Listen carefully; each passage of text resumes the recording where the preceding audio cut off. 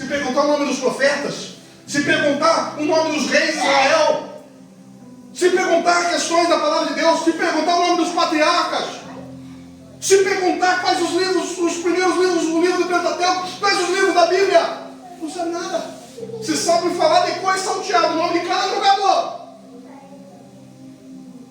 Mas você não consegue falar o nome dos livros da Bíblia. Você está entendendo quem que está mais forte aí? Aí o problema da carne, a carne vai fazer você sempre tropeçar. Você só vai quebrar a cara. Esse é o problema da carne. Ela não te dá, só vai quebrar a cara. Porque ela vai fazer você fazer burrada.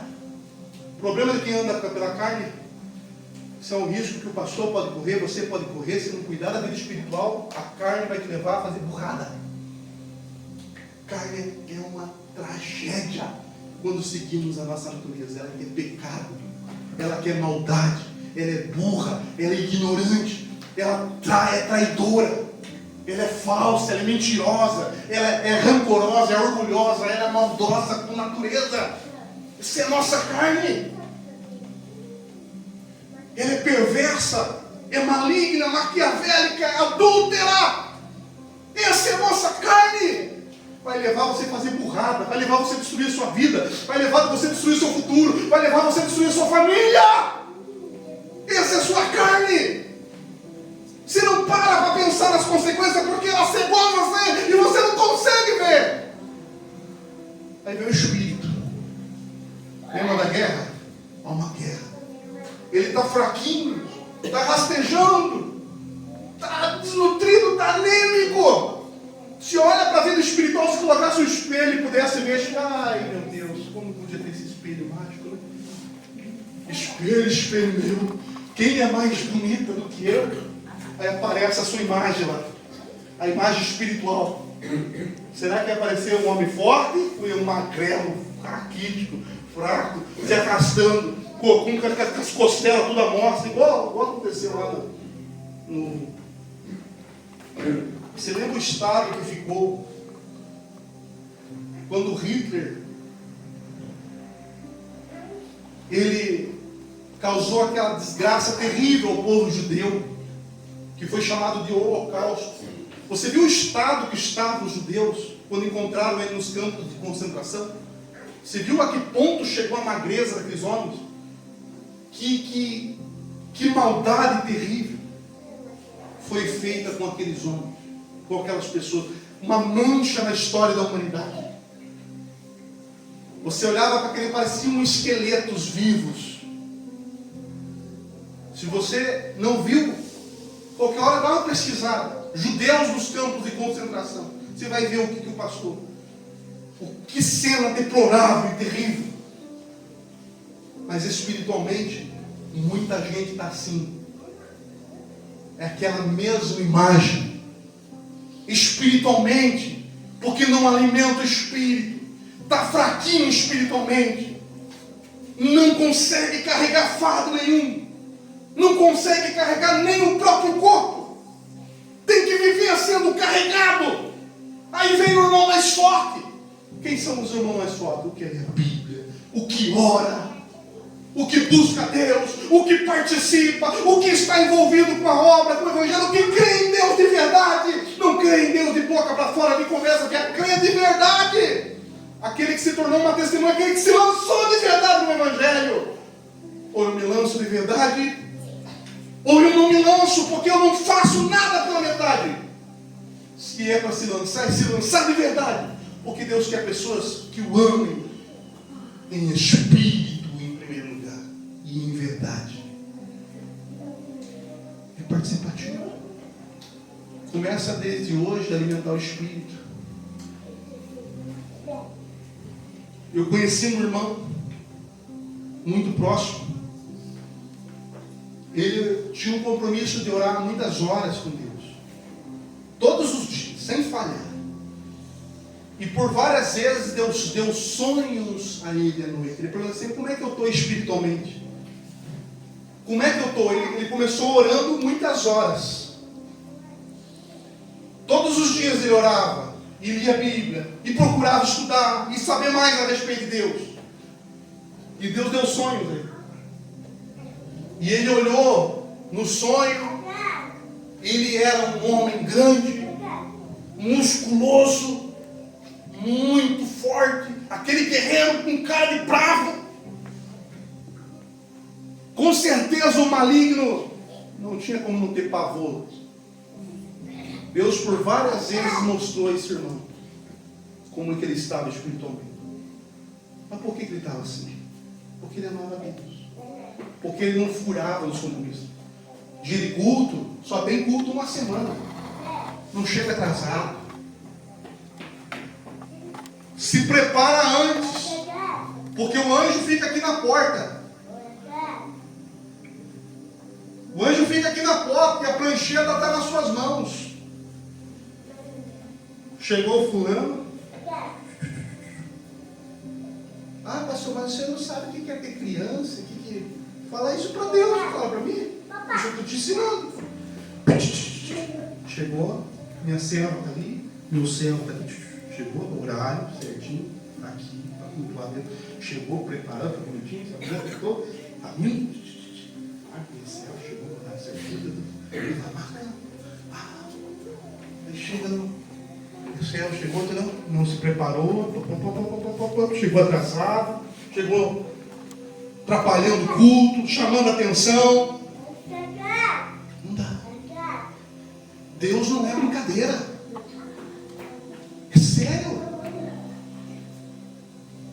Eu falo aqui, eu ensino nos estudos de obreiros. Deu 18h30 em ponto, nem 1 minuto a mais, nem 1 minuto a menos. Às vezes, de vez em quando, ainda que por tolerância, posso dar uma tolerância. 18h30, culto começa. 18h30, culto começa. 18 horas, a porta está aberta. No mais tardar, olha, foi muito raro. Às vezes que essa porta não esteve aberta até as 18h15. Mas 18h30, o culto cometendo, gente ou não tendo. Ah, pastor, não vai esperar o povo chegar? Não, não vou esperar não, porque quem não pode esperar é ele. O povo pode, a gente espera, mas eu não posso, quem não pode ficar esperando é o meu Senhor, o meu Deus, porque a responsabilidade é com Ele, a obra é dele, Ele que está a obra das nossas mãos, Senhor, confirma a obra das nossas mãos. Eu vou repetir, que quem sabe você consiga entender melhor se eu repetir. Confirma sobre nós a obra das nossas mãos. Sim, confirma a obra das nossas mãos. Confirma a obra que você fez com as suas mãos. As mãos são para desempenhar trabalho. É com as mãos que você trabalha. Os construtores, eles seguram a colher de pedreiro na sua mão. Uns são canhotos, outros são destros, mas não importa, é com as mãos que você executa o trabalho. O mecânico, ele usa as ferramentas com as mãos. A dona de casa limpa a sua casa com as mãos. Tudo que você vai desempenhar, você utiliza as suas mãos, porque mãos foram feitas para o trabalho. Por isso está confirma sobre nós a obra das nossas mãos. Deus vai avaliar o que você está fazendo, o seu trabalho. O justo, a marca que está sobre ele é trabalho. Não tem como servir a Deus sem trabalho. Nós fomos alistados para Deus para trabalhar na sua obra, para expandir o reino de Deus. Precisa de trabalho, precisa de trabalhadores. Tem um louvor, é o 115, se não me engano, da harpa cristã, que os nossos pais já cantavam isso lá atrás, que diz assim: eu quero trabalhar para o meu Senhor, levando a palavra com amor. Quero eu cantar e orar, e ocupado eu quero estar, sim, na vinha do Senhor. Trabalhar e orar, na seara e na vinha do Senhor. Meu desejo é orar, e ocupado eu quero estar, sim, na vinha, vinha do Senhor. Está entendendo? Cristão sem trabalho não é cristão. Testemunha de Jesus sem trabalho não é testemunha de Jesus. O cristão precisa se envolver. Trabalhe na obra de Deus. O que eu faço? O que Jesus confiou nas suas mãos? O que está na sua responsabilidade? Ai, pastor, eu não tenho nada. Não, procura uma ocupação dentro da obra de Deus. Participa, tem algo que você pode fazer. Não é possível que não há jornada que você possa fazer para Deus.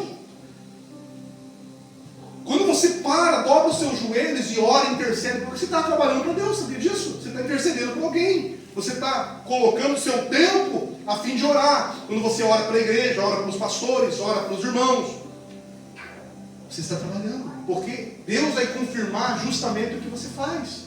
Aí tem gente que quer colher, mas não quer trabalhar. Você pode jogar semente, os dizimistas. Você pode jogar, esse terreno é tão fértil, que se você jogar semente, você vai colher. Com toda certeza eu te garanto isso. Se você jogar semente, você vai colher. Só que não é só jogar semente. Isso é um problema de muitas pessoas. Joga semente e deixa a semente.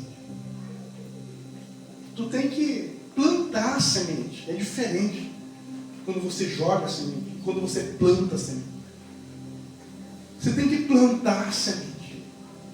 Plantar exige trabalho. Virar a terra. Alguém virou a terra para se semear. Quem virou a terra? Os irmãos que estão orando aqui, as irmãs que já estão há muitos anos orando todas as quinta-feiras.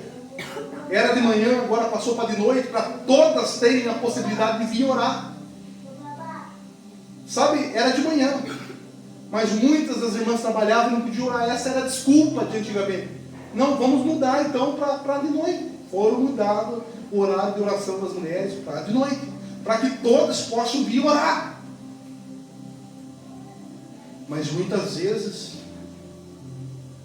existem só 2 ou 3 que estão trabalhando, estão virando a terra, para que o povo possa chegar e jogar semente. Puxa, mas como é que Deus vai confirmar a obra das suas mãos se você pega uma terra pronta? Como é que você se sente vendo teus irmãos lá guerreando, trabalhando com a enxada na mão, e você só observando e olhar e quer colher os frutos? Como é que você vai? Pô, mas que cara de pau, né? Eu vou vir colher também, mas você não plantou, eu vou colher. Você está entendendo? A obra é trabalho. Trabalho para nós. A pessoa que trabalha tem uma vila toda para ganhar. Se você for pegar aqui, nós não estamos aqui em nem menos de meio de 1% do lugar. O pastor já contabilizou todas as casas aqui da região. São aproximadamente 3.500 casas, entre Roma até o Porto Feliz. Eu contabilizei casa por casa. Olha, que levou um tempão para fazer isso. Um tempão. Sentei na frente do computador, baixei o Google Earth, né? Eu nem falar o nome. Vi a região por satélite, orando, Senhor, que tu alcance todo esse povo aí. Fui contando casinha por casinha, até aquelas que não sei se já estão prontas, que estavam em construção. Casinha por... Cheguei à conclusão que são só aqui nessa região 3.500 casas. Se são 3.500 casas, cada casa tem 4 pessoas. Quantas pessoas dá aqui que é bom de matemática? 3.500 casas, cada casa uma média de 4 pessoas por família. Mais de 12 mil pessoas. Mas não pode, mas está em 20 pessoas. Não pode. Alguém não está trabalhando. Jesus, não, vocês não estão trabalhando. Peraí, 12 mil pessoas, você só tem 20. Não, mas quantas igrejas tem na região? Ah, são 5 igrejas. 5 igrejas. Peraí, fora os pontinhos de pregação que abrem. 5 igrejas. Peraí, 5 igrejas? Para 12 mil pessoas. Quantas igrejas? Vai numa tem 20, na outra tem um pouquinho mais, na outra... Uns pingadinhos de gente. Vai numa dos pontos de pregação, tem algumas pessoas, algumas tem um pouquinho mais. 12 mil pessoas? Vocês não estão trabalhando. O Salvador, que arrastava a multidão, onde ele passava, as pessoas saíam, iam correndo, pulando no muro para acompanhar, iam vindo, iam seguindo. O que está acontecendo? Vocês não estão divulgando. O Salvador vai olhar e dizer: puxa, não é isso que eu ensinei? Onde estão os discípulos? Um dos meus apóstolos, no único sermão, 2.000 homens se converteram. Onde eles passavam, eles ganharam o mundo. Num tempo terrível, num tempo sem comunicação, num tempo sem internet, sem Wi-Fi. Eles não tinham nada disso, mas eles ganharam o mundo todo. Satanás viu que eles estavam varrendo o mundo todo para o reino de Deus e começou uma perseguição implacável. Cristãos estavam sendo mortos, jogados na arena para serem comidos por leões, assassinados, crucificados, perseguidos. Mas eles ganharam o mundo e não tinha o que você tem, não tinha internet. Hoje você pode pegar e dizer: alô? Oi, tudo bom? Viu, fulano? Vizinho, tudo bom? Não é ele que eu preciso ser aprovado. É com ele. Mas eu pergunto: é a carne? Não, já está terminando o programa preferido? Não, puxa vida, não. E a carne, ela quer comer antes de vir no culto. Não, deixa eu jantar antes para chegar jantado na igreja. É para chegar de barriga cheia. Não vai ter 2 horas no culto, vai... A carne, ela não sabe o que é jejuar. Ela não consegue ficar 2 horinhas ali, poxa vida. Ela quer ser alimentada, ela quer atenção. Eu tenho que me preparar, meu Deus do céu, tem que arrumar meu cabelo, minhas unhas, meu calçado, minha roupa, tem que estar bonita, tem que chegar lá.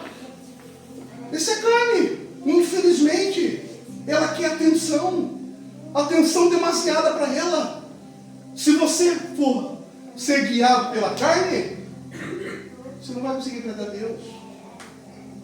Essa é a verdade, você não vai agradar a Deus. Pastor, né? É melhor você aprender com o pastor. Você acha que o pastor... Muito fala: o pastor é duro nas palavras. Você não viu meu Senhor. Você não conhece o meu Senhor.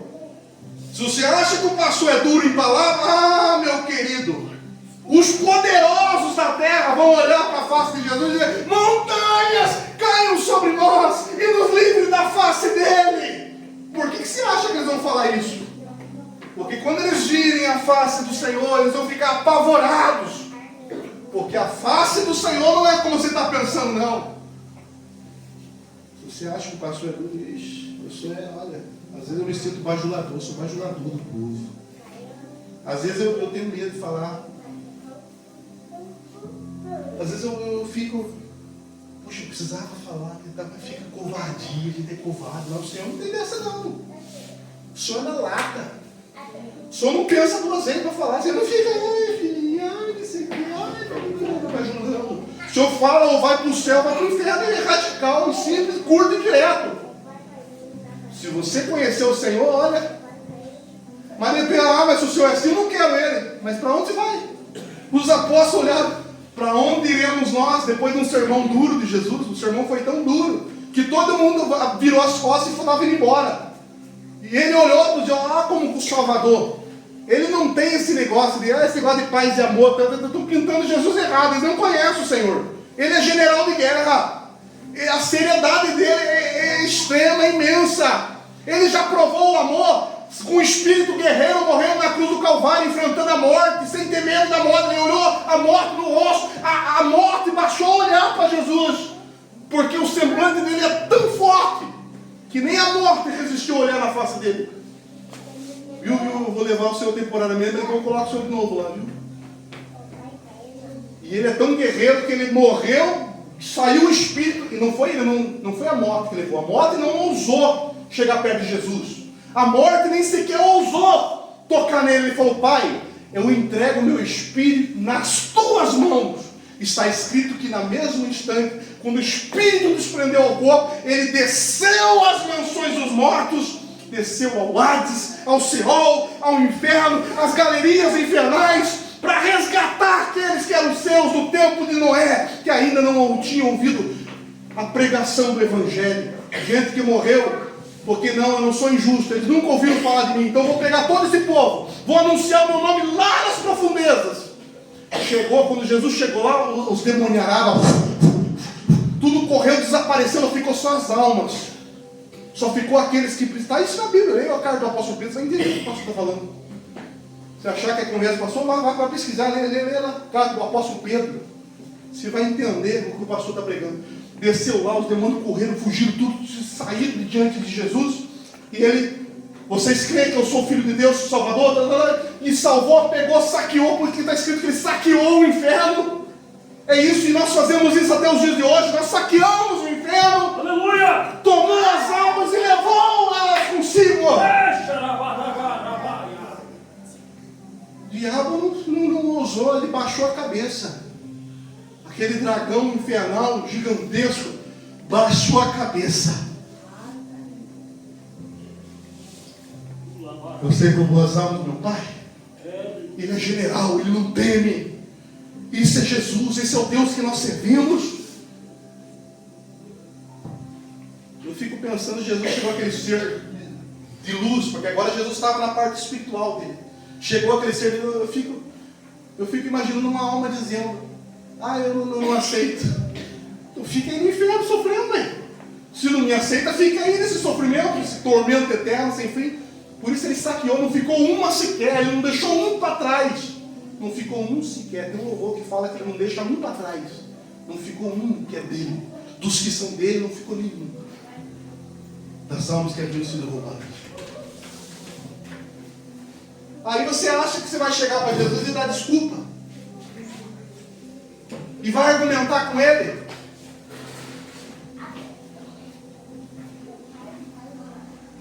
Aí Deus entende. E se não entender? Você vai arriscar? E se não entender? Porque eu não vi um ser que tem negociação. Eu não vi um ser que está, ou você é salvo, ou você morre espiritualmente, perde. Ou você aceita a salvação. Eu vi um teólogo, ele disse, não tem como negociar. Esse quem falou foi um teólogo, né? Você pode pesquisar ele. Teólogo e arqueólogo, né? Chamado Doutor Rodrigo Silva. Ele tem uma explicação bem interessante, né? Talvez alguns conheçam. Olha o que ele disse. Foi a explicação mais bonita que eu já encontrei. Não tem como você chegar com o peixe e argumentar com ele, tentar negociar com o peixe. Viu, peixinho? Vamos negociar se vive um pouco na terra e um pouco no mar. Um pouco na terra e um pouco no mar. Tem como negociar com o peixe, tirar ele da água? Se tirar o peixe da água, o que acontece com ele? Ele vai morrer. Assim é a pessoa sem Deus. Não tem como negociar. Ou você tem Deus e vive, ou sem Deus, Deus é a água que o peixe precisa. Deus, quem é Deus nessa ocasião do peixe? Já pensou alguém tentando convencer o peixe que ele não precisa da água? Não tem como, é impossível. Assim você não tem como convencer que você não precisa de Deus, que você não precisa ser salvo. Ou você tem Deus, Deus representa a água do oceano. Sem Deus, tu está morto. Sem Deus, tu está perdido. Sem Deus, game over, já era, acabou. Ou você tem Deus e se salva, e salva os teus, salvos da tua casa, salvos da tua família, ou já era. Fomos justificados, e somos justos, e devemos manter a justificação que é em nós, por meio das nossas ações. Você veja só, nós lemos no início do culto, lá no finalzinho, está dizendo que o Senhor, o salmista ele escreve, Salmo 90 que nós lemos. Quer ver? Olha só.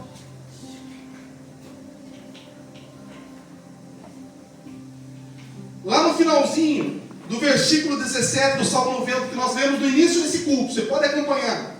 Lá no versículo 17. Aí é a hora que vai, agora eu vou tirar um tempinho para ler a Bíblia. Você não conseguiu porque já era hora de trabalhar. Tinha que acordar cedo, hora do trampo, hora do trabalho, lá não dá para concentrar. Mas você vai ler a Bíblia no trabalho. A questão não é ler, não é você pegar ali e ler uma reza, fazer uma reza. Aquele que habita no esconderijo do Altíssimo, somos onipotentes, descansará diante do Senhor, é meu Deus, meu refúgio, minha fortaleza, e nele confiarei. Não é uma reza. questão é ler de maneira que você possa entender, é estudar a Bíblia. A gente fala ler, não é ler, é estudar. É o que nós fazemos nos estudos. Abre-se ali, estudo, explicação. É estudar. Deixa eu ver. Vou ler sobre o profeta Jeremias. Deixa eu ver quem foi Jeremias, em que época ele viveu, o que ele fez, o que ele falou, o que ele ensinou sobre Deus. É estudar quem foi, para quem ele profetizou, em qual tempo, em qual período, em qual época. Você não conseguiu estudar a Bíblia. Por que você não estudou a Bíblia? Porque sua carne não deixou. Tinha coisas para a sua carne mais importante para fazer. A hora de estudar a Bíblia, você não pode. Você não consegue tirar um tempo sagrado. Mas eu pergunto, alguém não almoçou essa semana? Alguém não almoçou hoje? A sua carne não fica sem o alimento. Não fica. E ela não quer qualquer coisa, ela quer um bom alimento. A sua carne, ela quer um bom, ela quer, precisando domingo, quer churrasco, quer lasanha, quer uma maionese, quer um frango assado, quer um bom alimento, não quer qualquer coisa não. Ela não aceita qualquer porcaria não. Se tiver que comer, eu vou comer muito bem. Essa é a nossa natureza, essa é a nossa carne. Porque ela quer ficar saudável, bonita, parruda.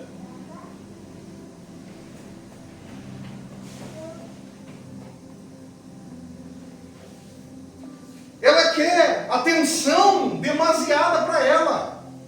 Para arrumar os cabelos, pintar as unhas, tomar um bom banho, ficar cheiroso, mostrar a estética, o exterior, mostrar uma boa aparência. Não estou dizendo que é para você andar largado, mas eu estou dizendo, ou que não é para você se cuidar. Eu estou dizendo a você que a carne quer uma atenção especial para ela. Mas o que ela produz, senão a morte eterna? Jesus foi bem claro. Os apóstolos de Jesus ensinaram, deixou bem claro, quem anda segundo a carne não pode agradar a Deus. Porque a carne milita contra Deus, ela é militante. Seria como militantes de partido político. Né? Um milita contra o outro. E a carne, ela é militante contra Deus. Ela é inimiga de Deus, ela não gosta de Deus. Ela sempre vai dar um jeito de burlar os mandamentos de Deus para favorecer a si própria. Essa é a natureza do ser humano. Essa é a natureza da nossa carne. Você pode ver.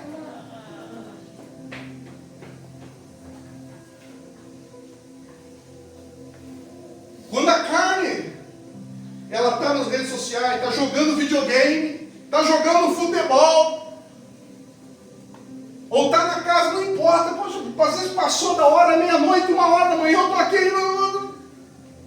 estou jogando gol e está lá, todo animado, cheio de ânimo, cheio de força, esquece até a hora.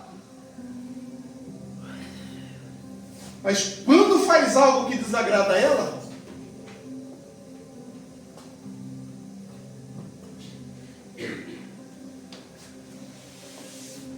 você pode ver o pastor prega, bate sono,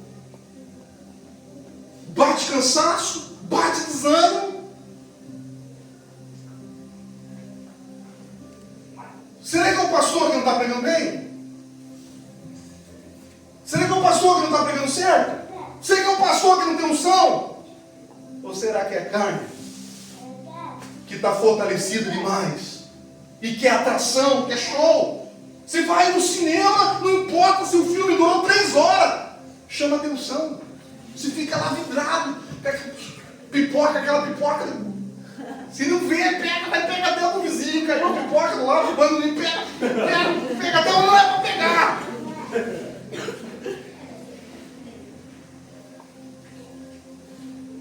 Você fica ali vidrado, porque você está dando toda a atenção necessária que a carne quer. Você está dando o que ela quer, você está alimentando ela. Deus. Mas quando é para ler a Bíblia, meu Deus, bate um sono. Você lê a Bíblia, olha. Por isso nós ensinamos, vai ler a Bíblia, vai numa mesa. Mas mesmo assim, está na mesa, vai ter que estar debruçado, não consegue ler. Dormindo, você babou a palavra, não consigo ler porque borrou aqui. Borrou as letras. Não consegue ler a palavra. Aí eu te pergunto, quem é que está mais forte? Por aí você vê quem é que está mais forte. Porque onde está o seu prazer? Onde está o seu prazer? Está mostrando para onde o ponteiro. O problema, sabe o que é o problema? É no dia da balança. Tem balança. No dia que pesar suas obras. No dia da balança. Esse é o problema. Quando colocar o seu coração, arrancar o seu coração e colocar na balança. Deixa eu ver o que pesou mais. Deixa eu ver o que você amou mais.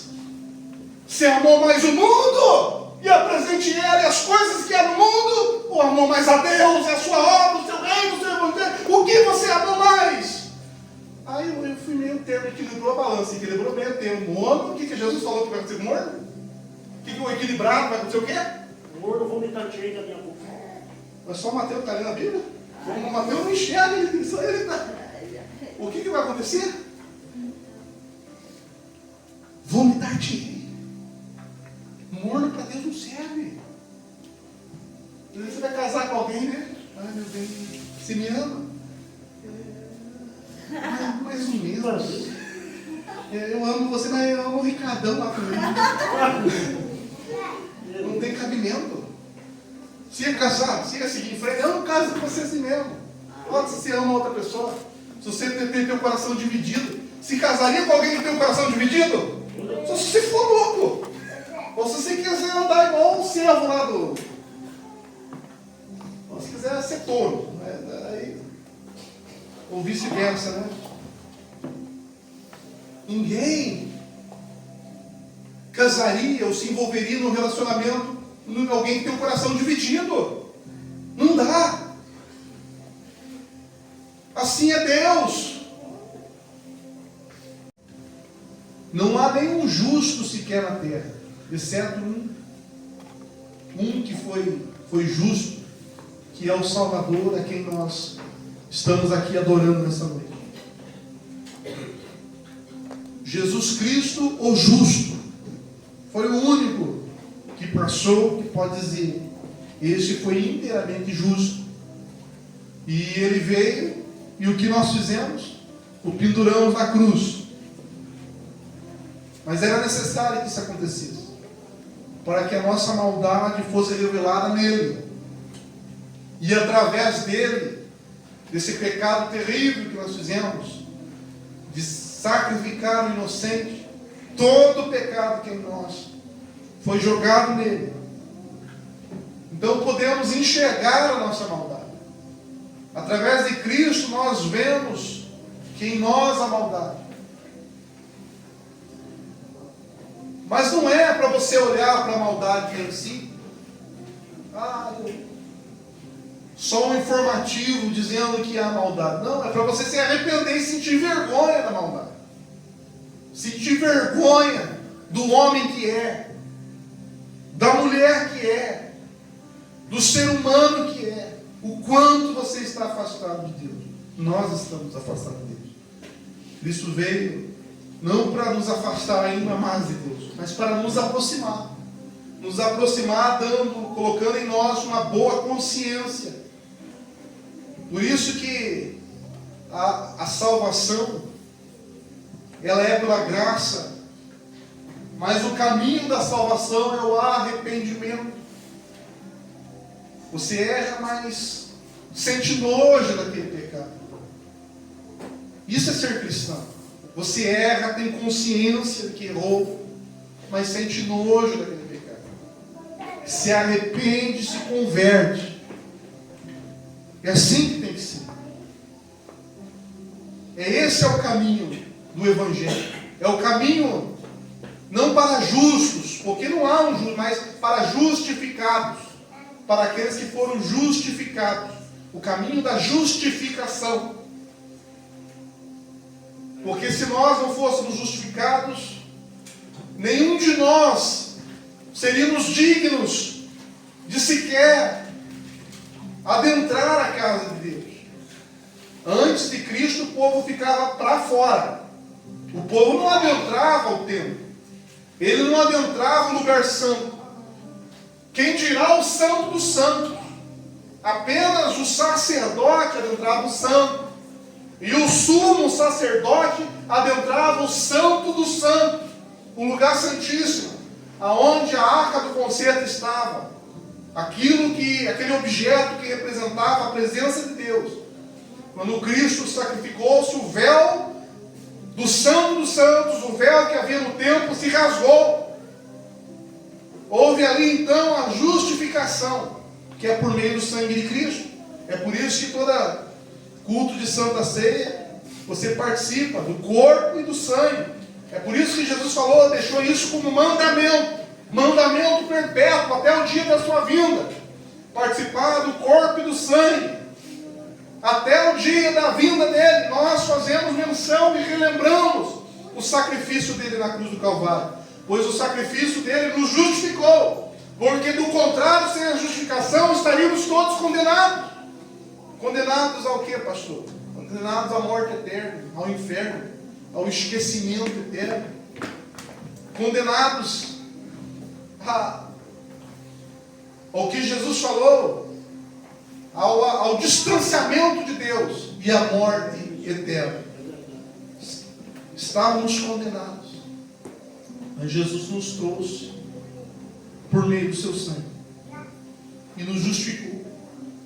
O texto que nós lemos está dizendo: e uma vez justificado, presta atenção, uma vez justificado, passamos agora então a sermos justos. Mas devemos manter-se justos, permanecer como justos. Aquele justo, justificado, que muitas vezes tropeça, muitas vezes erra, muitas vezes falha, muitas vezes desanima.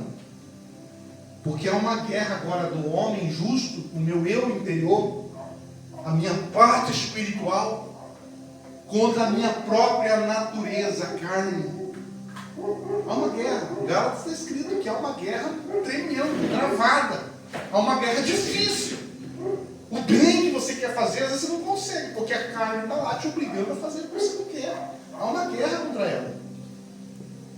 Se dependesse do seu espírito, você já seria um obreiro, e alguns aqui seriam pastores aqui dentro. Se dependesse do teu espírito, você seria cheio do Espírito Santo, a ponto de operar sinais, prodígios e maravilhas. Se dependesse do teu espírito e do Espírito de Deus, você seria já nessa altura um ganhador de almas, um grande evangelista, um grande pregador, um homem cheio da presença de Deus, a ponto, com uma fé extraordinária, a ponto de mover montanhas, se dependesse do Espírito. Eu não digo o Espírito de Deus, que o Espírito de Deus quer isso. E ele junto com o teu espírito, porque há uma aliança. A aliança com Deus é isso. Quando o meu espírito, ele se une ao Espírito de Deus para fazer a vontade de Deus. Mas por que você não consegue? Porque tem a carne, tem a natureza humana, tem os desejos desenfreados, e você precisa guerrear contra ele. Aquela consciência maldosa, maldita e deturpada, através do pecado está impregnado em nós. Seria como aquela sujeira negra, podre. Precisamos se banhar. Sabe? Imagine se toda aquela sujeira ganhasse vida e forma e tentasse englobar você, mas ao mesmo tempo a luz, e há uma guerra entre a sua natureza e a luz que quer brilhar em você, que é a tua parte espiritual.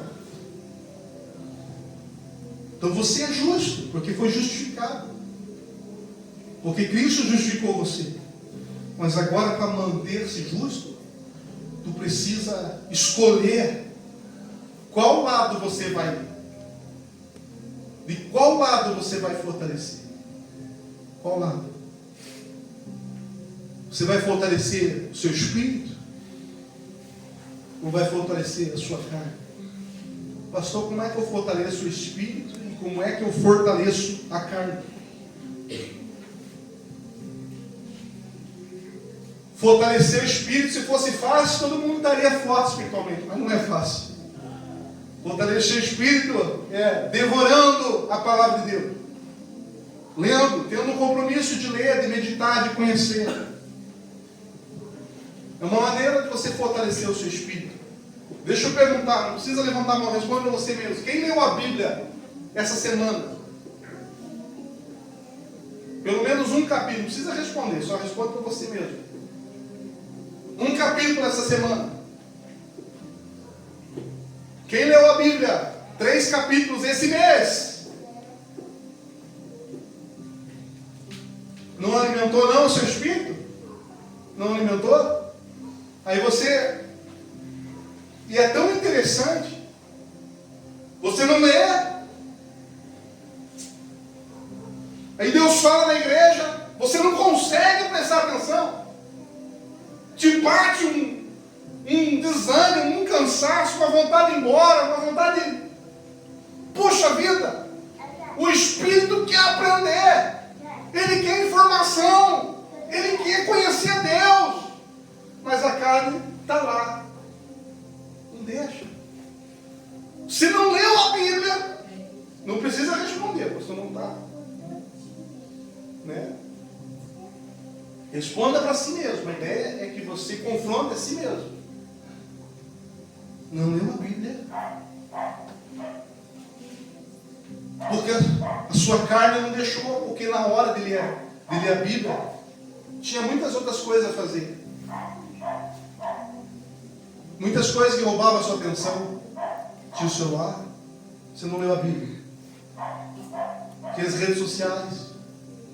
O pastor não sai fora dessa não. Falava isso para 2 gumes, vem para cá e para lá, daí.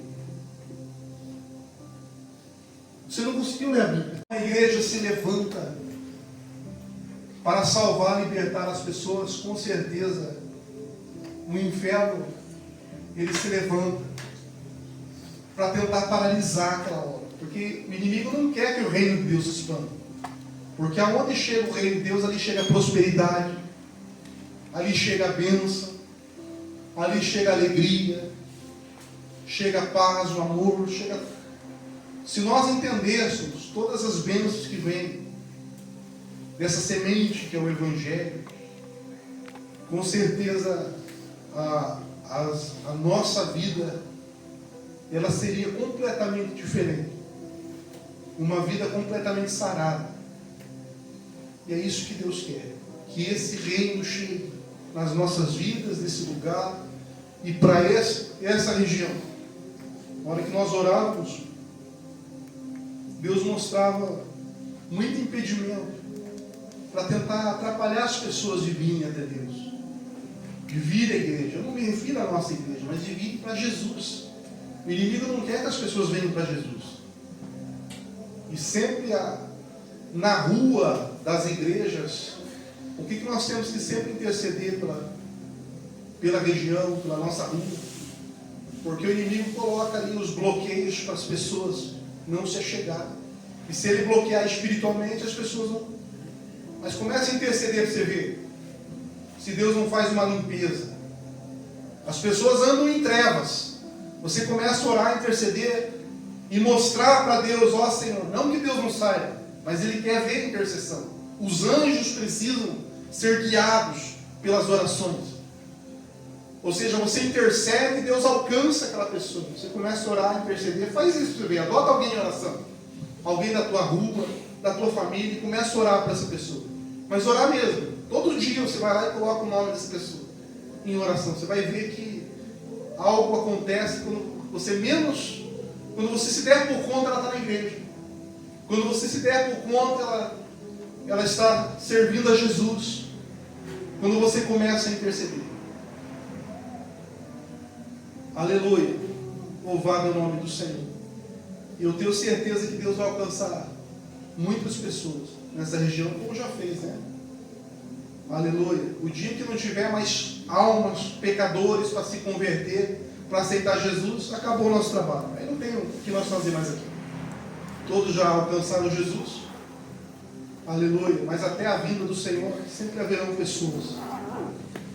Sempre haverão pessoas para serem alcançadas por Deus. Aleluia. Aleluia. Eu peço que você que trouxe a sua Bíblia, abra a sua Bíblia, por gentileza. Aleluia.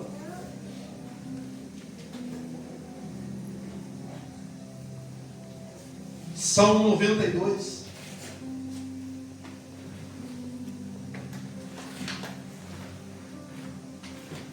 Salmos 92. Glória a Deus.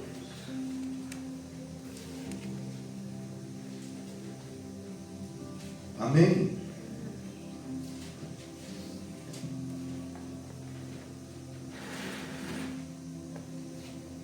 No versículo 12 até o versículo 15, Salmo 92, no versículo 12 até o versículo 15, que está escrito assim.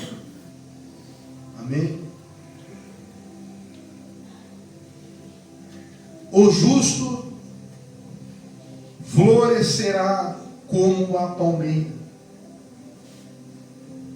crescerá como o cedro do Líbano, plantados na casa do Senhor, florescerão nos atos do nosso Deus. Na velhice ainda darão frutos, serão viçosos e florescentes, proclamando: o Senhor é reto, Ele é a minha rocha, e nele não há impiedade. Eu vou repetir esses dois últimos versículos. Na velhice ainda darão frutos, serão viçosos e florescentes, proclamando: o Senhor é reto, Ele é minha rocha, e nele não há impiedade. Não feche a Bíblia, mas feche os seus olhos. Feche os seus olhos. Peça que Jesus fale com você, através da palavra dele. Meu Deus, em nome do Senhor Jesus eu lhe peço, fala ao coração da tua noiva, da tua igreja, do teu povo que aqui está, que se faz presente. Fala ao meu coração, fala aos nossos corações. Senhor, me usa como instrumento nas tuas mãos, como um canal de bênção, como teu porta-voz, como teu instrumento, e alimenta o teu rebanho nesta noite. Fala o que eles precisam ouvir, não o que eles querem, mas o que eles precisam. Meu Deus, fala conosco pela tua infinita misericórdia, em nome de Jesus. Dá revelação da tua palavra, e que a tua palavra fique cravada e guardada em cada coração aqui presente, em nome de Jesus.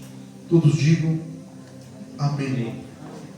Glória a Deus. Louvado é o nome do Senhor. Eu vou pedir por gentileza, vamos encostar na porta para nós. Deixa só um pouquinho aberto.